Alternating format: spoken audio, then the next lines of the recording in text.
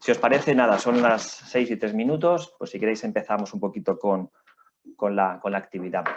Insisto, os agradezco a todos, os doy la bienvenida a todos y a todas, así que nada, buenas tardes, muchísimas gracias por participar en este evento, en esta presentación de Backstage, esta novela juvenil de Víctor Panicelo.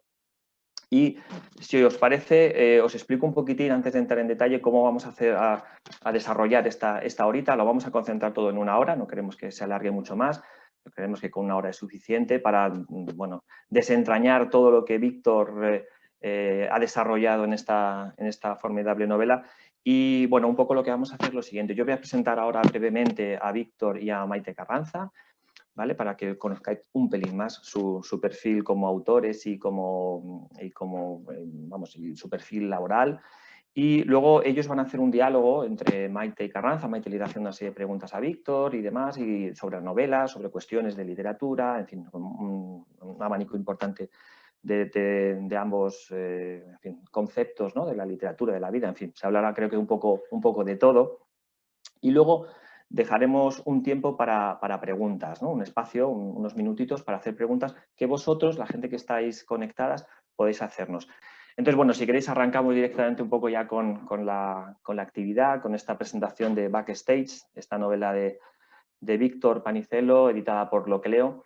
Y bueno, contaros un poco sobre el autor. Muy brevemente, deciros que, bueno, Víctor es abogado y es escritor y lleva escribiendo desde hace más de 25 años, ¿no? Entonces, compagina estos dos oficios en la actualidad. De hecho, él ha trabajado en la Universidad Virtual y actualmente trabaja como jurista en el Departamento de Salud de la Generalitat de Cataluña.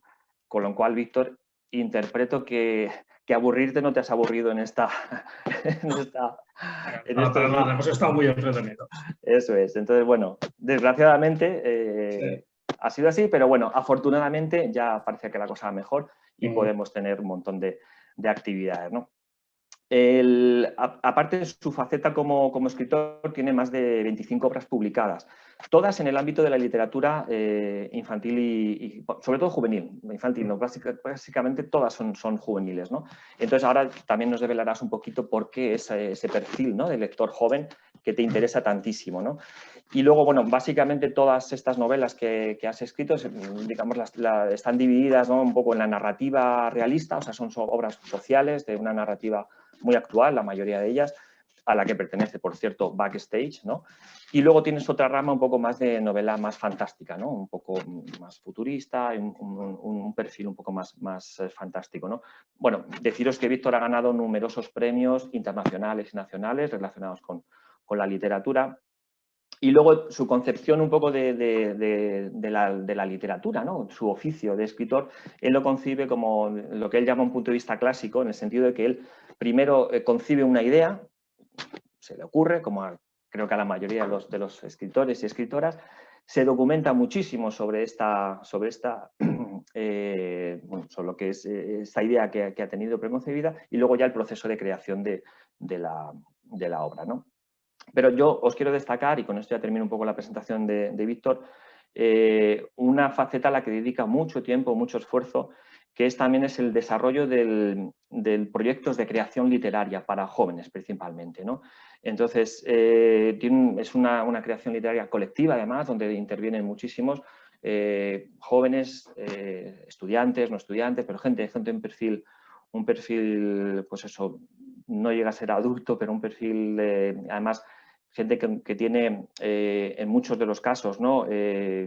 Problemas o riesgos, por ejemplo, de exclusión social. Trabajas con inmigrantes, con personas del colectivo LGTBI, con gente que ha sufrido bullying. O sea, es un perfil, como os digo, muy social, con lo cual con esto nos da una idea, ¿no? De cómo es Víctor a nivel humano, a nivel social, y creo que es, pues, una persona muy, muy comprometida, no solo en su aspecto literario como autor, sino también entiendo que en su faceta humana, ¿no? Entonces, bueno, esto sería un poco el perfil de Víctor. Maite Carranza, pues bueno, Maite Carranza es un honor que nos acompañes esta tarde y que presentes la obra de Víctor. Maite, deciros que Maite es muchas cosas a la vez, ¿no? Es escritora, es guionista de televisión, es profesora de lengua, es antropóloga de formación. Con lo cual, oye, abarcas muchas cosas, Maite. Tienes un perfil, la verdad, que tocas muchas ramas, ¿no? del saber, ¿no? Como escritora, ¿qué deciros? Tiene una bibliografía amplísima, muchísimas obras. Tienes obras de literatura infantil, de juvenil, tienes obras para adultos, perdón. En fin, que toca un abanico importantísimo, ¿no?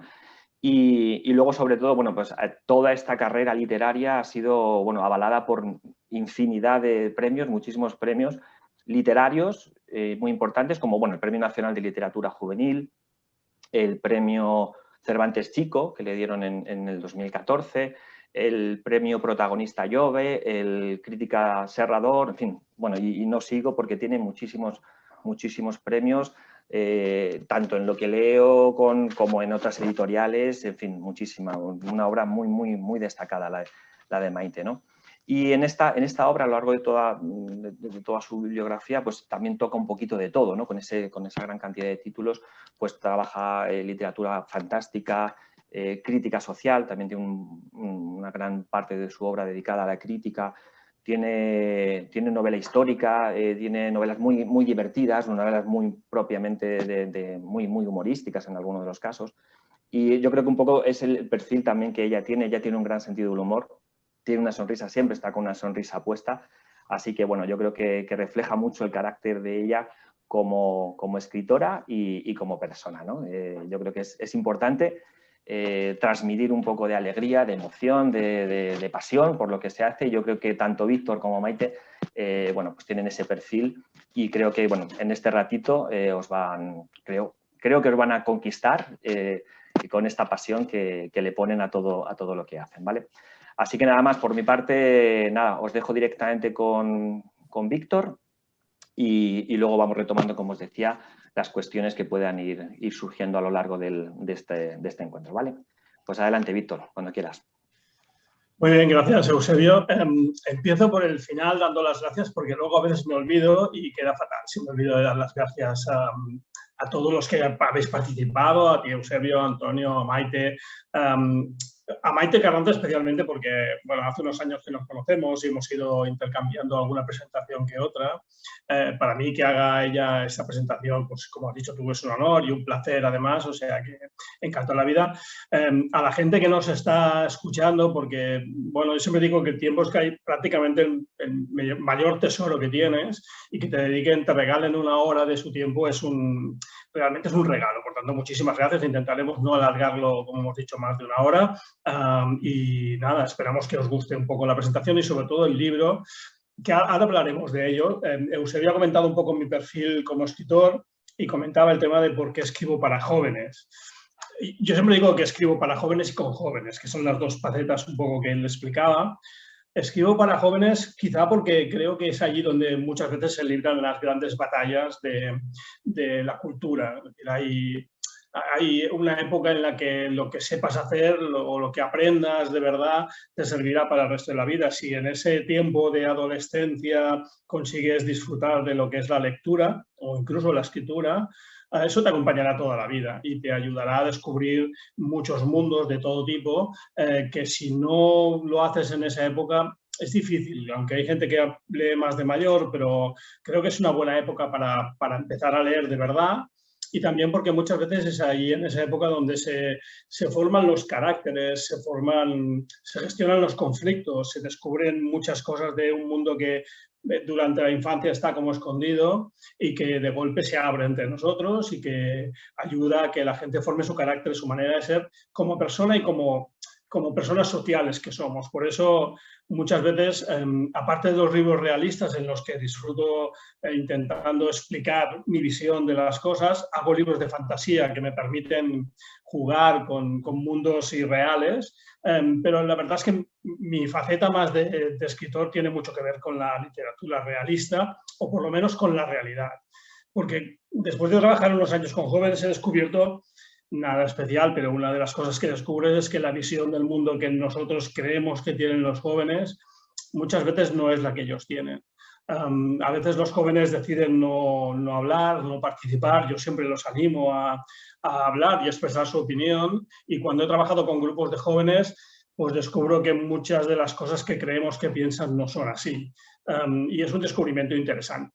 En fin, gracias e insisto en participar. Para mí me hace mucha ilusión ser el primer libro que publico con lo que leo y la verdad es que salió en un momento complicado del mundo en el que vivimos. Como ha dicho Eusebio, yo trabajo en el Departamento de Salud y por tanto ha sido un año especialmente complicado, pero creo que ahora las cosas nos permiten ver el mundo con un poco más de música y esperemos que Backstage contribuya a ello. Os compartiré una presentación que he hecho, os iré explicando un poco el proceso creativo, de dónde salió la idea, qué es lo que intentaba explicar con este libro. Intentaré no enrollarme demasiado y luego con Maite intentaremos seguir charlando y que me haga preguntas, espero que no muy difíciles, Maite, o luego estamos en ello.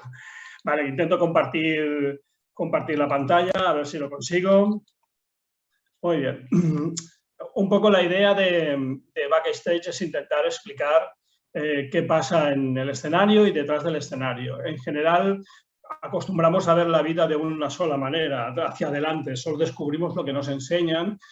Me interesaba mucho hablar de la música, me interesaba mucho hablar de festivales musicales porque me gustan mucho y me interesaba descubrir y descubrirles a los jóvenes que para que una cosa funcione, como por ejemplo un concierto, hay mucha más gente trabajando de lo que luego vemos. Es verdad que los aplausos y tiene que ser así, y la fama se las llevan los que están en el escenario, que hacen un esfuerzo creativo importante, pero como pasa en muchas cosas de la vida, no podrían hacer su trabajo y no podrían incluso ganar su dinero si no hay otra gente, como es el caso que plantea este libro, que trabaja en el backstage, que trabaja detrás del escenario y de la cual muchas veces no sabemos nada. Y eso sirve igual para un concierto que para el mundo laboral, que para, en fin, para los colegios, para muchas cosas que mucha gente se queda fuera del conocimiento de lo que se hace de verdad. Como este es un libro de música y que habla sobre música, os pongo un primer vídeo. Esta es una composición musical que luego veréis un productor que la hizo específicamente después de leer Backstage. Me planteó la idea de hacer una música específica, una pieza musical cortita para este libro, ¿vale? Os la pongo y luego seguimos comentando a ver qué tal.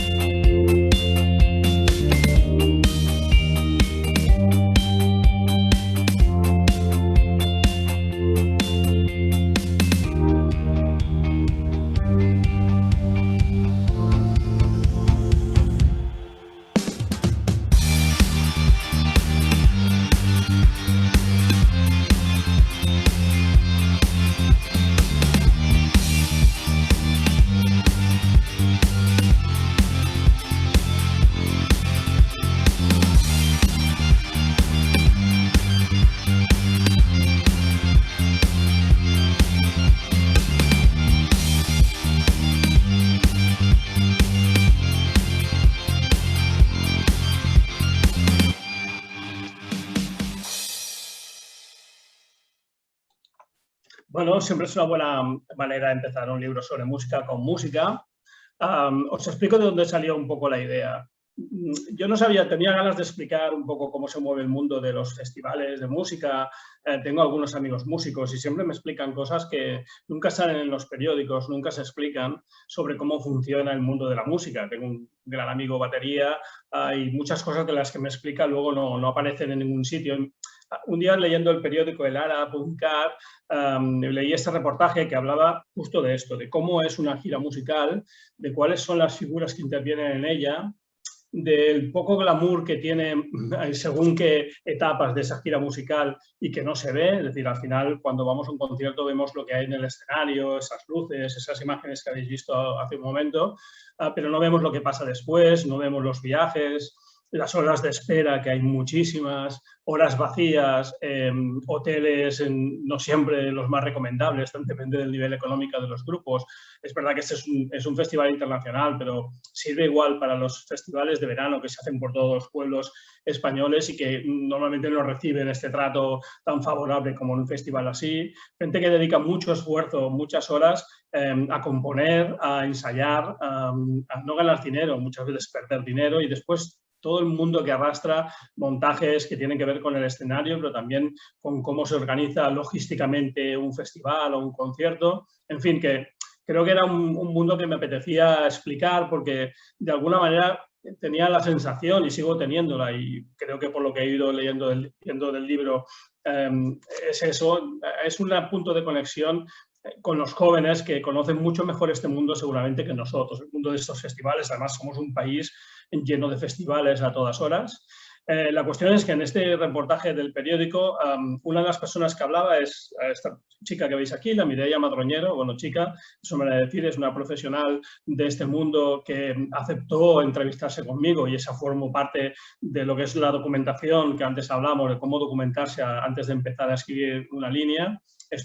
Me concedió un buen rato de su vida, como os decía antes, que es un gran regalo, para explicarme eso, qué es un road manager, cómo se organiza un concierto. Fue la que me habló la primera vez de este festival internacional en Austin, en Estados Unidos. Ella trabaja en el Instituto de Empresas Culturales, también tiene una actividad privada relacionada con el mundo de la música. Y bueno, la entrevista me explicó cosas muy interesantes, algunas de las cuales, bueno, muchas salen reflejadas en el libro, como una lista que se llama el Hospitality Riders, una lista de cuáles son las necesidades que cada grupo envía a un festival de este tipo con cosas que necesita. Evidentemente no es lo mismo un grupo pequeño que es la primera vez que va y a quien nadie conoce que un gran grupo internacional. Esta lista tiene dos partes. Una, la más normal, que tiene que ver con temas logísticos, de comida, de una marca de cerveza concreta, de hoteles, en fin, todas las necesidades que tiene. Y otra lista que ella me explicó que a veces se envía con otro tipo de necesidades más personales, que no se incluyen de manera literal, pero que todo el mundo entiende qué es lo que se pide. Si os leéis el libro veréis que hay alguna de este tipo de necesidades. La segunda persona con quien me entrevisté fue con Marc. Él es productor musical, ya ahora se presentará, es una persona joven que trabaja en el mundo de la música, no desde hace muchos años porque no los tiene un grupo del cual es fundador y productor y quería saber un poco su punto de vista, un punto de vista más juvenil, sobre si la idea de este libro iría bien encaminada para ser atractiva para jóvenes. Os dejo que os lo explique él directamente. Hola a todos, ¿qué tal? Yo soy Marc, tengo 22 años y soy un productor musical. Hago música principalmente para videojuegos, también para otro tipo de contenido multimedia.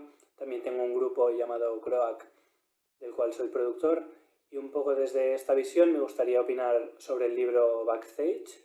Primero, lo recomiendo mucho porque es un libro juvenil que acerca el mundo de la música a este tipo de público, ¿no? A los jóvenes, que al fin y al cabo los jóvenes consumen música por todo tipo de canales, ¿no? Van a conciertos, van a festivales, escuchan música por plataformas digitales, etc.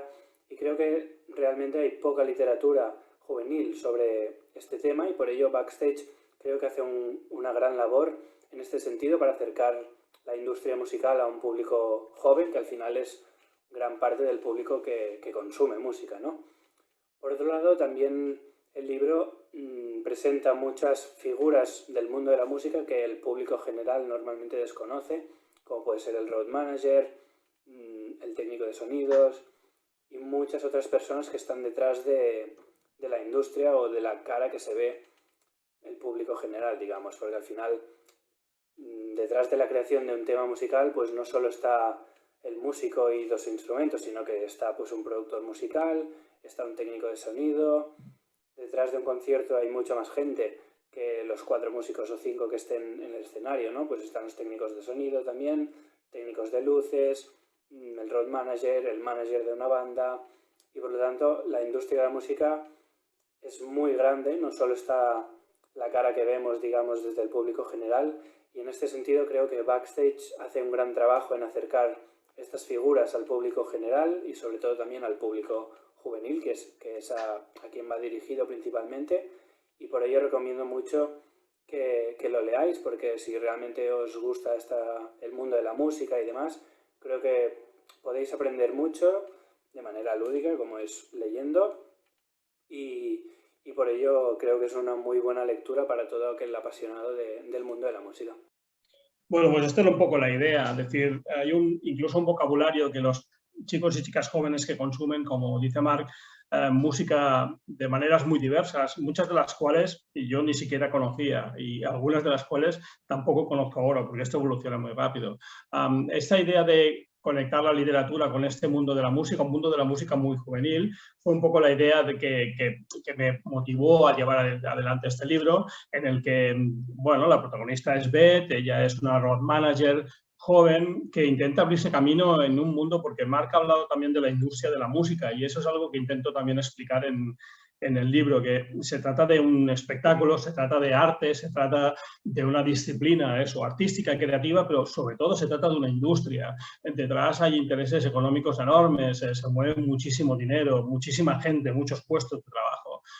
Beth es la protagonista, quería poner una protagonista joven con poca experiencia en este mundo y que intentara abrirse paso en el mundo laboral, en este caso como road managers, que son los que se ocupan de la logística de un grupo, los que cuando llega el grupo al aeropuerto tienen los billetes preparados, tiene el hotel, sabe qué taxis tienen que coger, dónde comen, dónde duermen. Todo esto se encarga una persona que es el road manager, en este caso es Beth, que descubre también que el mundo laboral pues muchas veces es duro y que el proceso que ella hace de aprendizaje a lo largo de las páginas del libro también quería que sirviera un poco de motivación a gente joven que se mete en diferentes mundos laborales y que debe aprender, que los mundos laborales no son lo que se esperaban en muchas ocasiones, que deben batallar con cosas que muchas veces van en contra de su manera de ser y que deben aprender también a mejorar su autoestima y también a enfrentarse a dificultades y a hacer tortazos, por decirlo de alguna manera, y aprender a levantarse y a continuar. Esta es Beth, la protagonista del libro, que nos explica toda la historia del grupo musical que lleva de gira a un festival en Austin, Texas, que son estos otros protagonistas, un cantante, un grupo un poco clásico en el sentido de una formación clásica de una batería, un cantante con una guitarra acústica, un bajo, un teclado y otra guitarra más solista en este caso. Esta fue la formación que yo presenté, con diferentes caracteres. Una de las cosas que quería explicar también a través del ámbito musical es, muchas veces sabemos de grandes grupos o grupos prometedores que empiezan a funcionar y que acaban autodestruyéndose. Esta idea de autodestrucción, entre comillas, está muy latente en el libro e intenta explicar pues eso, que además de músicos son personas con problemas, con caracteres no siempre conciliables. Conozco muchos grupos, algunos de los cuales tenían muy buenas perspectivas, que se han disuelto por incompetencia, por incompatibilidad de caracteres, por peleas internas, y muchas veces nos olvidamos que detrás de los protagonistas o de los artistas hay personas. Esta es otra de las subhistorias que subyace en el libro, de explicar que las relaciones en el escenario son unas y fuera del escenario son otras. Como veréis, aquí os he puesto un poco las características tanto musicales como de carácter de cada uno de los protagonistas, que van saliendo y que van entrelazando la trama entre lo que pasa en el festival y lo que pasa detrás. Por eso Backstage es un título que me servía para muchas cosas.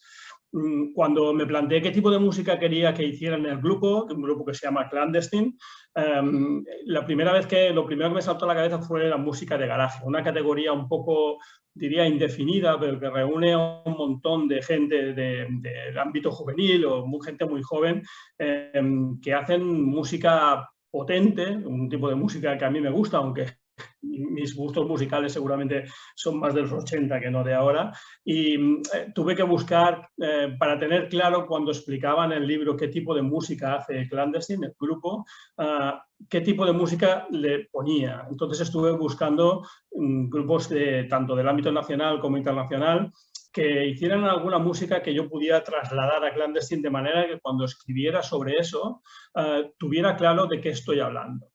Es difícil para mí, fue una de las dificultades, transmitir a través de palabras, a través de la literatura, los sentimientos que despierta la música o incluso cómo suena un concierto, explicándolo en un Word, en una hoja que luego se traspasa a un libro. La idea de tener claro qué tipo de música quería plantear para Clandestine me ayudó bastante. Os pongo solo muy pocos segundos del tipo de música, aunque no es esa exactamente, del grupo Yonaka, que encontré que de alguna manera era mi referencia para Clandestine. Es este música, a ver si es...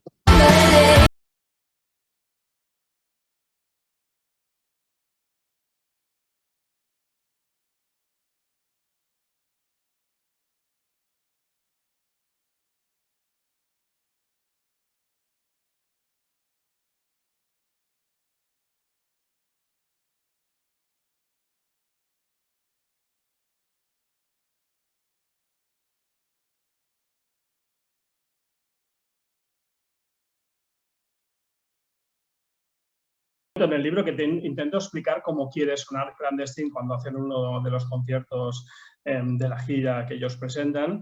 Y la palabra que encontré y que he oído en algunos músicos es sonar como una roca.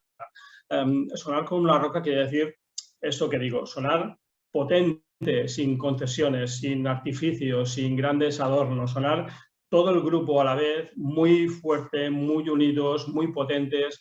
Esa es la idea que me transmitió Yonaka y algunos de esos otros grupos que os he puesto y que intenté explicar en palabras para que un lector o una lectora que esté viendo Backstage se imagine el tipo de música del que estoy hablando. Y creo que es un ejercicio interesante y para mí fue fascinante hacerlo y espero haberlo podido transmitir porque es difícil explicar cuando hablas de un grupo potente, porque solo la palabra en sí no dice nada, qué tipo de música quieres hacer. Bueno, este es el tipo de música que hace Clandestine, música en la que todo el mundo suena a la vez, en la que, como explican en el libro, los diferentes egos musicales se funden para dejar paso a una única expresión artística, que es en este caso las canciones que ellos componen y que tocan, y que eso se nota mucho. En mi cultura musical siempre veo la diferencia entre grupos en que tocan cada uno por su lado y más o menos la misma canción y grupos que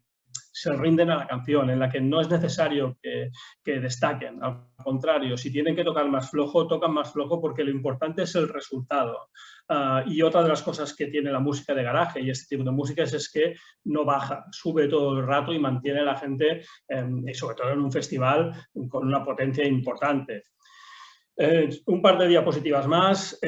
Fue divertido, interesante y a veces complicado situar este escenario en una ciudad como Austin, en la que yo no he estado nunca y que me obligó a documentarme mucho de manera que cuando los lectores y lectoras estén leyendo el libro se sitúen en los escenarios como la calle 6, que le llaman 56, donde se montan festivales todos los fines de semana y que a lo largo del festival hay muchísima gente y luego explicar a través de la experiencia de los protagonistas de escenarios de Austin que son muy chulos de ver, muy interesantes, con cosas curiosas como el baile de un baile muy típico de Austin que lo introducí también en la novela para que la gente entienda como la cultura de comer barbacoa, este tipo de cosas, de manera que todos los escenarios, no hay ninguno inventado, todos existen y son reales y la gente los puede buscar.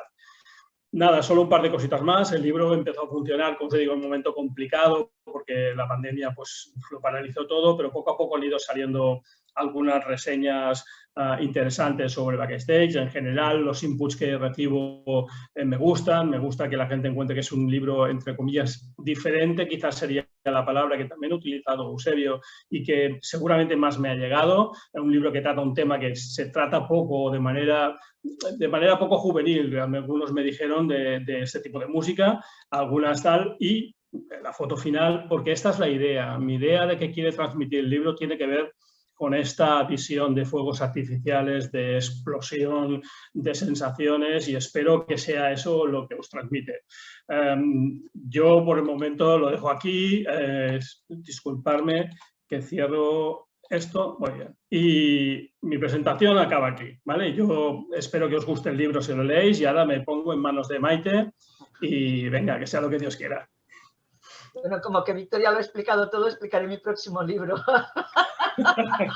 A ver, no, yo agradezco también esta invitación porque normalmente también estoy en el otro lado, es decir, me encanta ahora estar en el lado invisible, o sea, en el backstage de la literatura entrevistando a un autor.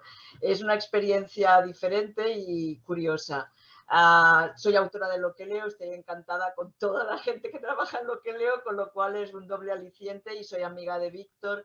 Estamos los dos juntos en una asociación, escribí, hacemos propaganda, ¿no? Ya que estamos aquí. Y este libro me gustó, también puedo decirlo con toda honestidad y con toda tranquilidad. O sea, hay libros de mis amigos o de mis amigas pues que en ocasiones no me acaban de parecer redondos. Este me pareció estupendo, se lo dije enseguida, supongo que por eso me llamó.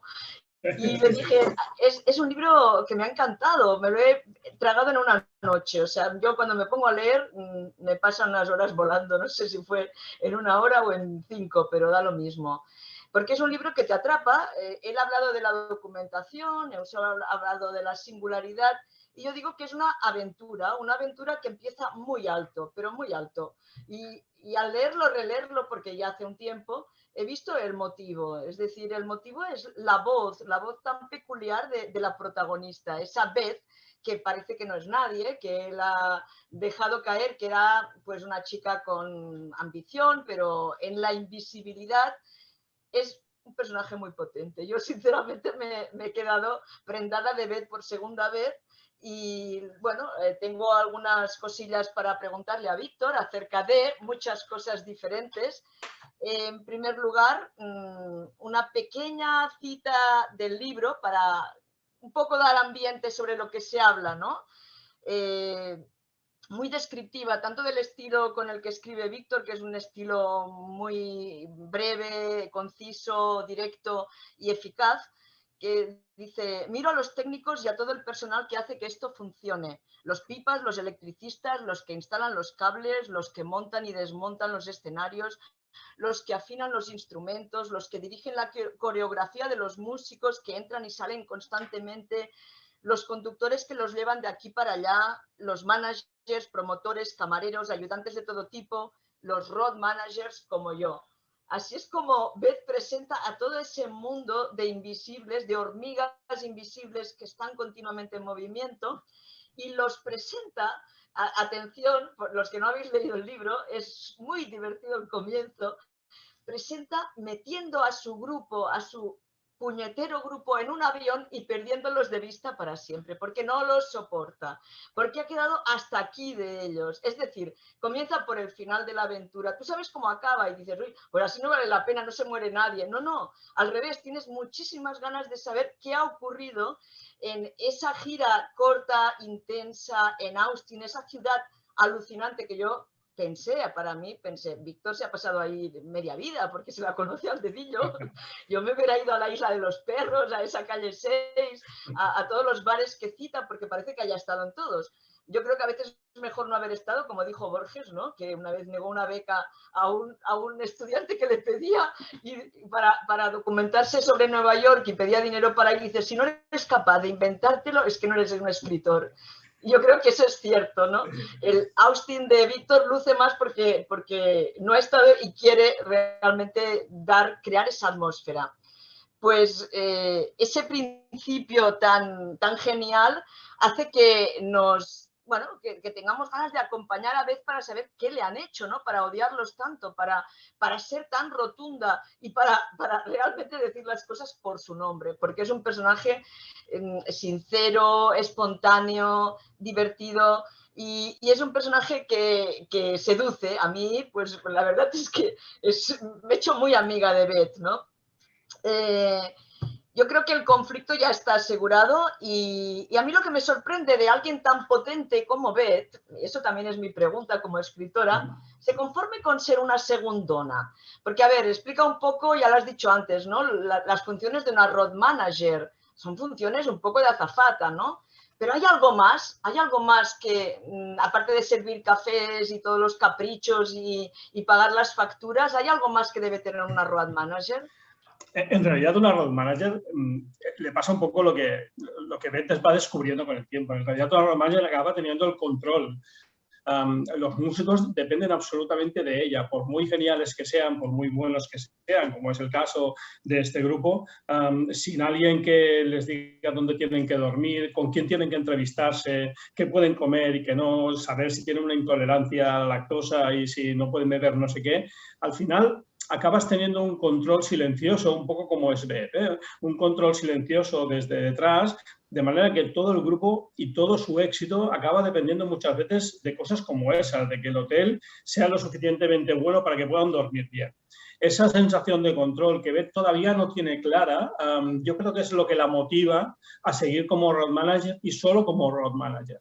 También es verdad que Beth está al principio de su carrera laboral y quizá todavía tiene ese sentimiento de no tener muy claro si será capaz de hacer otras cosas. Y por tanto, a veces esa pequeña falta de autoestima que muchos jóvenes encuentran cuando llegan al mundo del laboral hace que de momento se conforme con eso y ya veremos si en el futuro acaba descubriendo otras cosas que le gustan. De hecho, tiene la oportunidad de hacer un poco de manager y se da cuenta de que no es lo suyo. Y yo creo que en el fondo Beth, en ese contraste de meter a alguien con menos ruido en un grupo con mucho ruido, con grandes personalidades, gente con una personalidad muy fuerte, hace que te acabes enamorando de Beth, como te pasó a ti, como me pasó a mí también. Al final, casi es la única que te acaba cayendo bien, es la única a la que tienes las contradicciones que tenemos todos y que entiendes lo que hace.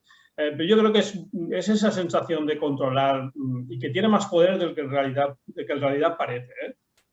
A mí me ha recordado, por decir algo, esa, digamos, sensación de seguridad que ofrece, pues como a Carmen Balcells, ¿no? Para lo que podían ser los escritores del boom, ¿no? Tú no pienses, tú no pagues las facturas y tú solamente escribe y ya está, es lo único que tienes que hacer, ¿no? Sí. Esa función de ser conseguidora, pues como un poco una cubana, ¿no? Que lo consiguen todo. Dices, ¿qué quieres? ¿Quieres esto? Te lo fabrico. Pues eso es una road manager. A mí me parece, vaya, estupenda. Pero fijaos qué dice, porque a mí también me gusta citar palabras escritas por Víctor, que tal vez escuchadas les resultan sorprendentes. Ese pragmatismo del personaje es lo que lo hace muy humano y muy cercano. Dice, sé quién soy y sobre todo sé quién no soy. Así que dejo las luces para quien se las gane y a mí me basta con una buena sombra y algo de dinero para viajar una vez al año, allí donde me apetezca y con quien me dé la gana.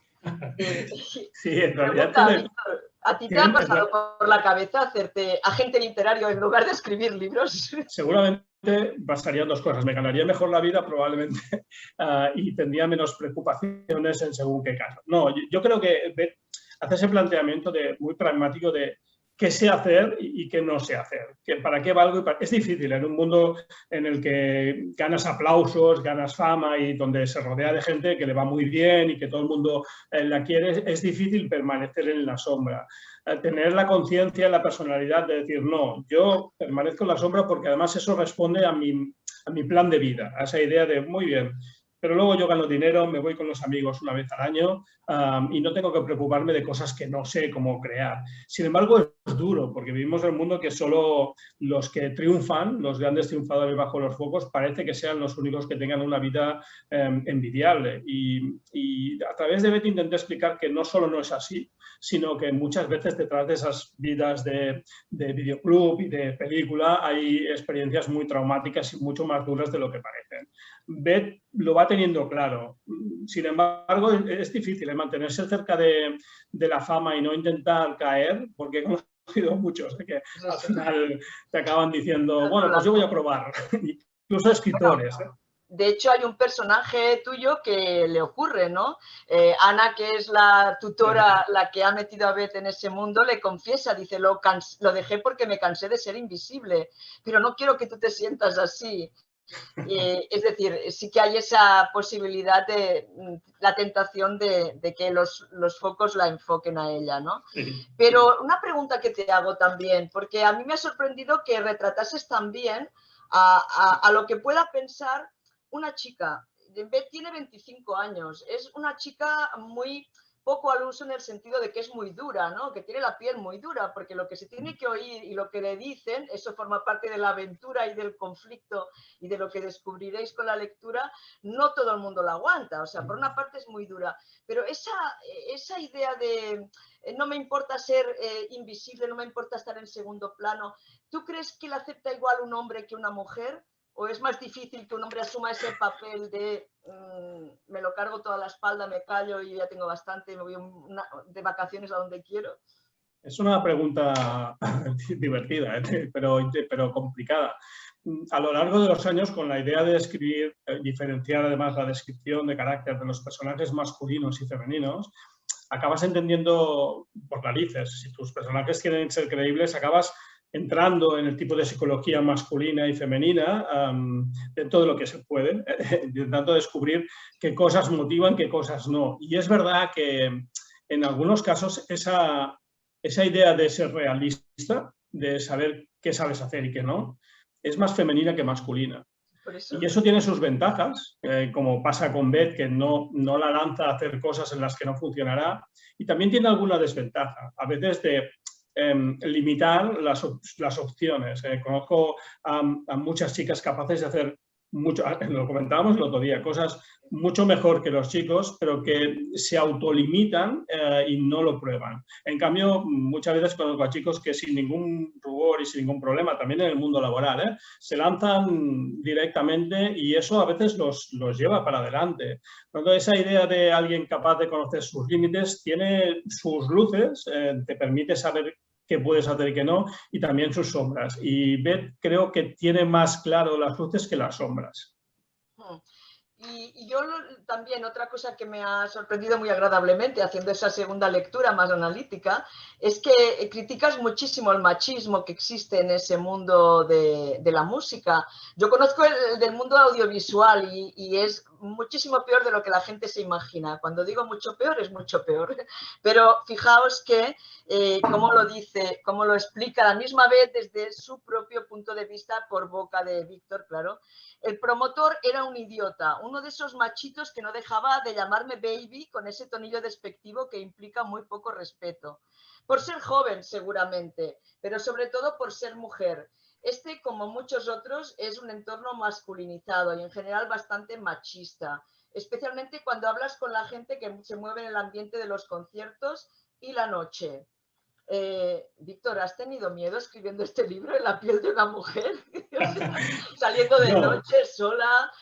No, pero por ejemplo eso con Mireia Madroñero, que fue la que me introdujo en este mundo y que me explicó su propia experiencia con cómo funcionaba, me explicó muy claramente esos dos tipos de machismo, uno más evidente, que es quizá incluso más fácil de combatir, que son uno muy claro de alguien que es rudo, que explica, que habla mal de las mujeres de por sí, que utiliza ese tipo de diminutivos despectivos muchas veces y que quizás es más fácil de combatir. Y luego el machismo oculto que pretende, por ejemplo, le pasa a Beth, que cuando alguien pregunta por el manager del grupo y ella dice que es ella, no se la acaban de creer. Esa idea de que hay puestos para hombres que las mujeres, bueno, no está del todo claro qué pueden hacer, ¿no? Y ella me explicó también que era mucho más duro de combatir porque era mucho más generalizado. Es decir, entender que una chica sea la manager de un gran grupo o sea una promotora de un concierto, eso cuesta mucho y costará años. Yo creo que con el tiempo se logrará, pero que queda muy escondido y ese cuesta. Es muy estructural y curiosamente también en tu banda predominan las chicas. ¿Eso es normal en esos mundos o es una excepción para que haya más protagonistas femeninas que te gustan? Sí, claramente es esta segunda opción. Es decir, las chicas en el mundo del rock o de la música moderna, digamos, han avanzado muchísimo. No es nada extraño encontrar grupos, incluso grupos solo formados por chicas. Pero las estructuras normales de un grupo seguramente siguen incluyendo más chicos que chicas. Es verdad que se van mezclando. También es verdad que, por ejemplo, cuesta mucho encontrar una chica batería, cuesta mucho más que encontrar una chica que es bajo. Tampoco no sé muy bien por qué, pero ahí hay algo cultural también. Chicas teclados y chicas bajas hay muchos. Chicas guitarristas no tanto, cantantes sí, y baterías prácticamente muy pocas. La verdad es que hice una concesión de personaje femenino. Probablemente desde un punto de vista más realista la banda estaría más equilibrada, a lo mejor si Luca y Gala, las dos gemelas, fueran gemelos y hubiera una sola chica. Eso sería un poco más realista, pero me interesaba introducir esa idea porque los personajes femeninos en los mundos en los que normalmente no están me permiten descubrir nuevos puntos de vista. Esa era la idea. Y otra cosa que a mí ya me afecta, o sea, como dijo César Mallorquín una vez, eres asquerosamente joven, todos son asquerosamente jóvenes. Ahí, por ejemplo, la misma vez es vieja, con 25 años, porque los miembros que componen la banda son como niños, casi. Sí, pero empiezan muy pronto. En el mundo de la música empiezan cada vez más pronto. Empiezan con 14 años ya, porque además tienen medios para entrar en el mundo de música que antes no tenían. Es decir, ahora cualquier chico de 14 años en casa se monta su propio estudio digital y se puede acabar siendo compositor, productor, cosa que antes tenía un recorrido mucho más largo y llegaban seguramente más cerca de los 30 que no de los 20. Muchos chicos empiezan muy jóvenes y eso tiene también sus ventajas porque no están mediatizados por lo que se espera de ellos, sino que son capaces de crear nuevos géneros musicales. Hay un montón de grupos jóvenes que seguramente hacen música que nos costaría entender, a mí alguna me cuesta entender, pero que prueban cosas que cuando tienes ya 30 es más difícil que pruebes. Por tanto, adelante con ellos y que rompan las barreras que haga falta. Sí, sí. Pues sí, cada vez hay más precocidad, bueno, bienvenida sea. Por otra parte, hablemos de las bandas, ¿no? Porque tú creas un microcosmos, es como una familia, es como, digamos, un experimento de relaciones humanas. Y es una bomba, porque donde mezclas más de 2 personas puede explotar en cualquier momento y las explosiones siempre dañan. Hay efectos colaterales y efectos ya catastróficos. En esa banda hay un líder. La palabra líder ya es muy americana y tiene mucho que ver con una tradición, ¿no? Háblanos del líder, de ese Jonas que es el líder, que es un personaje interesante y al mismo tiempo odioso para Beth, ¿no? Sí, tiene las dos caras. Tiene que pasa muchas veces coincide, ¿eh? En la parte creativa genial, entre comillas, es capaz de sacar una música nueva, diferente, de mover a la gente. Yo creo que ese carisma que tiene que ver... Hay un tipo de carisma que se aprende y otro que se tiene. Y en el mundo de la música y sobre todo del espectáculo hay gente que tiene un carisma innato y que es capaz de mover a los músicos y mover a la gente. A Jonas le pasa eso, tiene ese carisma, pero tiene mucha historia detrás. Una vez más, esa dualidad entre lo que se ve y lo que no se ve. Y tiene una historia detrás que lo fuerza a ser de una manera que se ha convertido en alguien que a veces es totalmente odioso. Lo que pasa es que Beth y la relación que tiene con Beth, ella intenta siempre distinguir, y eso creo que es lo que le hace madurar, entre la parte de músico, a mí me interesa como músico, y lo que no me interesa como persona.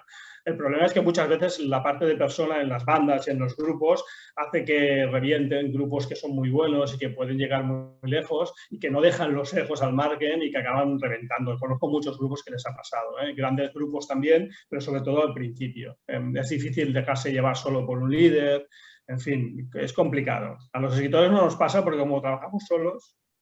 Sí. Una preguntita así tonta. ¿Jonas o Jonás? ¿Con cuál te quedas? Él se llama Jonás, pero se hace llamar Jonas porque mola mucho más y porque le da un punto más interesante. Pero su nombre es Jonás, sí, sí. Muy bíblico. ¿Hay alguna receta para que los grupos se perpetúen? Porque si esa alma que deben tener se mantiene, eso es lo que tú vas diciendo y lo que ella sabe, ¿no? Que lo más importante no es sacar la cabeza y destacar, sino mantenerse, lo va diciendo todo el rato. Y les va advirtiendo, ellos no hacen caso, son temerarios, son jóvenes. ¿Cuál crees que es la receta para que un grupo perdure más allá de ser una novedad? Yo creo que es convertirse en profesional, es decir, en el momento en que la música deja de ser una afición para convertirte en profesional hay cosas que tienes que dejar al margen, hay cosas que debes dejar fuera de tu trabajo, debes tomarte eso, aunque es difícil entender la música como un trabajo, pero solo los grupos que realmente se profesionalizan y entienden que hay un momento en el que entras en el estudio y si has dormido mal, pues en fin, como nos pasa a todos en nuestro ámbito laboral, lo dejas fuera y que estás al servicio de la música y estás al servicio de los espectadores o de la gente gente que te sigue, solo esos se mantienen. Los que creen que son geniales y que con solo el genio vale, y también vale para escritores, ahora que no nos oyen muchos, los que creen que solo el genio vale, quizá hagan una gran obra, pero no duran mucho. Al final es un trabajo y hay que tomarlo, hay que ser profesional, sea de la escritura o de la música. Bueno, pero en este caso lo más complicado es entenderse entre ellos. Sí. Unas preguntitas así porque ya estamos en la recta final y voy a hacer un pequeño cuestionario. Venga, da una razón para que lea el libro, una razón contundente, alguien a quien le guste la música. Entenderá la música por dentro, que es diferente de la música por fuera. Y alguien que no le guste la música y que diga, el libro de música, ¿y para qué? No lo soporto. Una razón para que se lo lea. Entenderá cómo funcionan los ámbitos laborales en ese sentido. Entenderá que en el mundo hay momentos para ser tú y hay momentos para ser tú trabajando. Y entenderá cómo funciona una organización, por ejemplo, de un concierto, o descubrirá grandes paisajes nuevos como Austin, como Texas, que vale la pena. Muy bien. Y yo añadiría, y estará dentro de Gran Hermano, más o menos, ¿no? Más o menos, más o menos. Que habrá vaya, marro. Una razón para un profesor para recomendar ese libro en clase. Eso, yo creo que es una lectura diferente, es una lectura que te acerca a un universo diferente. Y el hecho de que sea un universo diferente, que te permite hacer reflexiones sobre cosas, es difícil encontrar gente que no le guste la música. Yo creo que es un libro diferente que te permite ver un universo diferente y esa es una ventana que creo que vale la pena explorar. Y a un padre, para comprárselo a su hijo por su cumpleaños, digamos, le va a tener entretenidito o le va a tener que comprar la batería luego. Ese es el problema, que si no quiere tener una batería en casa, quizá no. Básicamente la idea es que entienda que con la literatura se pueden explicar muchos mundos, incluso mundos que les puedes fascinar como la música, incluso como la música juvenil, que aunque el escritor tenga más de 50, no quiere decir que el libro tenga más de 50. Que busquen allí si se encuentran cosas que les gustan y creo que las encontrarán. Bueno, y una pregunta que no puede faltar porque nos la hacen siempre, ¿no, Víctor? ¿Te has Sí. hecho rico con Backstage? O sea, ¿cuánto cobras, no? Me dicen siempre. Sí, es una pregunta que nos hacen siempre. Es una pregunta que siempre que hago la charla me lo preguntan y que se llevan una sorpresa porque seguramente creen que los autores se llevan, cuando venden un libro todo va al autor y es evidente que detrás hay toda una industria que tiene que montar el libro, comercializarlo. Al final los autores bien tratados, como es nuestro caso con Lo que leo, se llevan el 10% del precio de venta del público. Ese es el ranking bueno de los autores. Hay gente que últimamente incluso paga por escribir. Por tanto, hacer un cálculo de cuántos libros tiene que vender un autor para comprarse una televisión. A ver, un pequeño adelanto ahora que no nos oye nadie. ¿Cuál será tu próximo éxito en Lo que leo? ¿Se puede decir? Hay cosas que me interesan. Hay muchos mundos, por ejemplo, el mundo de los videojuegos es un mundo que me interesa mucho. Me gusta mucho el mundo de la comunicación a través de plataformas, cómo se juega a través de plataformas. Veremos cómo eso soy capaz de transportarlo en literatura, pero es un libro que me gustaría escribir. Bueno, antes ha dicho Eusebio que soy antropóloga. Yo cuando conocí a Víctor le puse como un título, porque me pareció muy sorprendente todo lo que hacía, que es un antropólogo literario o un literato antropólogo, porque lo que hace es eso, exactamente igual, hace etnografías sobre mundos, pero en lugar de ser etnografías periodísticas o doctorales, son ficcionadas, con lo cual estás haciendo lo mismo pero en clave de ficción y además si es co-creación ya no te digo, ¿no? Ya eso te sube a la categoría ya de experimentador, ¿no? Casi de laboratorio. Bueno, siempre he pensado que vivo en un universo rodeado de cientos de universos que no conozco y cuando voy entrando en ellos descubro un montón de cosas muy interesantes y en el mundo de los jóvenes desde luego. Simplemente acabo con una cita del libro, ¿no? Para que entendáis del mundo de qué habla, que es este tipo de descripciones que a mí me encantan sobre lo que los chavales les gusta también, ¿no? Dice ella, Beth, la protagonista, dice que habla del manager, ¿no? Dice que está estudiando administración y dirección de empresas, como si eso fuera algún mérito para moverse en este pantano de cocodrilos, donde cientos de grupos nadan a diario tratando de llegar a la orilla. donde el éxito y la fama les esperan. Ni que decir tiene que la mayoría mueren ahogados o devorados. Ja, ja, ja, ja. Eso sí. Ese tonillo, ¿no? De, si lo sabré yo, porque lo he visto. Es así, en el mundo de la música, ¿no? En el mundo de la música, como hice un libro también de fútbol, hay muchísima gente y gente buena, ¿eh? No quiere decir que los que no lleguen no son los mejores, hay muchos factores, hay mucha gente buena que cada día lo intenta y que cada día se ahoga en el río. Pero bueno, para llegar al otro lado por lo menos hay que tirarse al agua y ese también es uno de los mensajes del libro, atrévete. Sí, señor.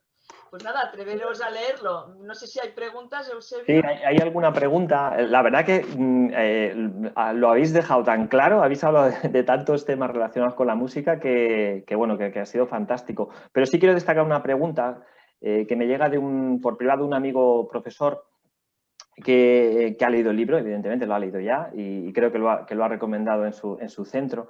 Y es que, bueno, el libro, ya lo habéis comentado, se presenta como un diario, ¿no? Un diario, además transcurre en 6 días, ¿no? Y yo te quería preguntar, Víctor, a nivel como de autor, ¿no? A nivel pues a la hora de pensar, ¿no? De cómo contar esta historia, ¿qué supone para ti o qué te permite, ¿no? Esta forma de narración, ¿no? A través de un diario, ¿no? Me permite, yo creo que situar el foco, aunque no se vea, donde quiero situarlo, que es en Beth. El hecho de que el diario, el protagonista sea el diario de Beth, hace que aunque te fascine todo el mundo que estás leyendo sobre música, un festival internacional, música, luces, en fin, en realidad el diario te vuelve a situar, te baja de ese plano que es el escenario, te baja al backstage de nuevo y ves todo ese mundo a través de Beth. Es una manera de colocar el foco, aunque no se vea mucho, de manera que cuando ves ese mundo lo ves a través de sus ojos y el diario me ayuda a eso. Perfecto, pues es una cuestión que yo coincidía un poco con lo que ha comentado Maite, ¿no? Al principio, la primera frase, ¿no? Nada más arrancar el libro es muy potente, ¿no? Porque ya te coloca con el diario de ruta, ¿no? Y te dice último día aeropuerto, ¿no? Lo que ha leído ella, ¿no? Entonces es como que ya te está contando mucho solo con arrancar el libro y creo que es lo que anima a seguir con la lectura, ¿no? Y aprovecho ya, es la hora prácticamente, pero aprovecho para preguntarte, ¿tú crees que es una lectura recomendada para verano? Sí, no sé, yo las lecturas de verano tengo sentimientos ambivalentes, ¿eh?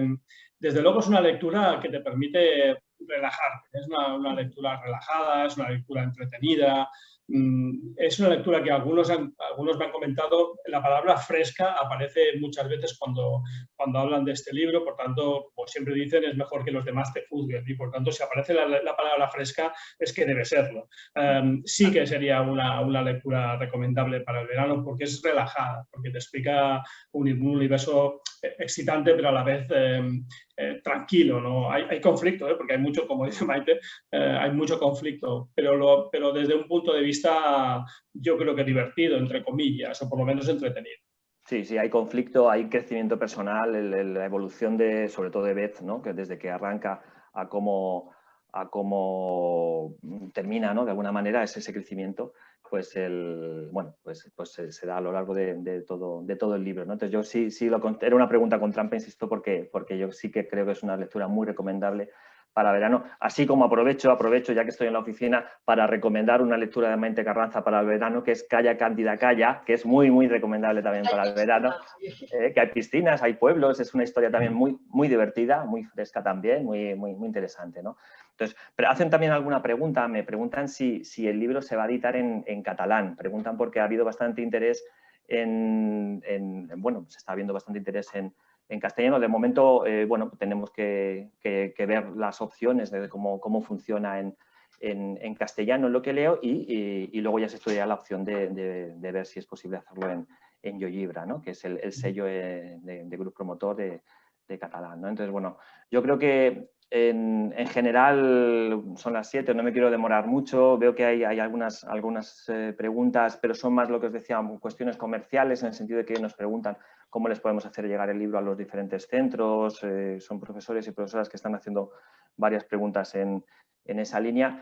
Así que bueno, yo por concluir un poco toda esta sesión, nuevamente agradeceros a vosotros, a Víctor y a Maite, la participación, las ganas, todo lo que nos habéis contado, la emoción que le transmitís. Yo lo dije al principio, el tema de la pasión, ahora me reafirmo en que la mejor forma de animar a leer es leer, pero es necesario que autores y autoras, escritores y escritoras como vosotros, estéis ahí dando la cara y haciendo que la gente lea, que es tan importante. Así que os quiero agradecer a vosotros dos la participación y luego agradecer a toda la gente que ha estado viéndonos porque lo contábamos al principio también, ¿no? Son momentos, en los momentos que nos apetece, ¿no? La dispersión y un poco el relajar de alguna manera y el estar este ratito hablando aquí de literatura, hablando de música, hablando de tantas cosas como las que habéis comentado en este ratito, es muy de agradecer. Insisto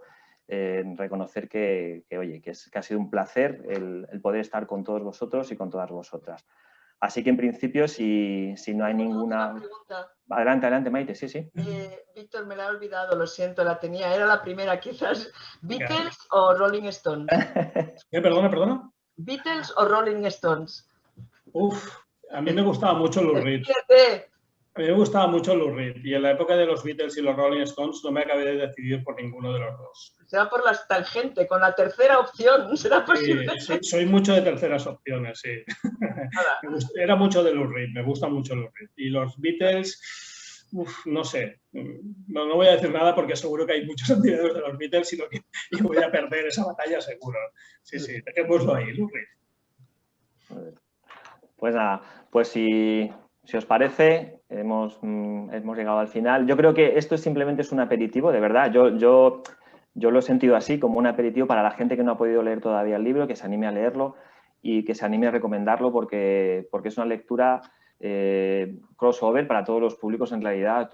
Puede leer, yo creo que es interesante, lo puede leer un lector, una lectora de instituto, la edad juvenil, lo puede leer cualquier persona, es un ámbito muy abierto y la verdad que es como mi conclusión un poco al leer la novela, lo decía al principio, es algo diferente, ¿no? Y yo creo que merece la pena embarcarse en este viaje de backstage y ver un poco qué hay por detrás de todo este mundillo. Así que nada, reitero las felicitaciones a los dos y a toda la gente que ha participado y nada, deciros que colgaremos esta presentación en el vídeo, lo haremos una pequeña edición muy sencilla y lo colgaremos seguramente en la página web de Lo que leo, en Backstage, al acceder al libro, y ahí colgaremos también la presentación para que estas personas que os decía al principio que no podían estar, pues puedan ver lo que hemos contado aquí, lo que habéis contado aquí esta tarde, ¿vale? Así que nada, muchísimas gracias y nada, nos vemos en la literatura, ¿vale? Muchas gracias a todos. Hasta luego. Un saludo a todos. Muchísimas gracias a todos.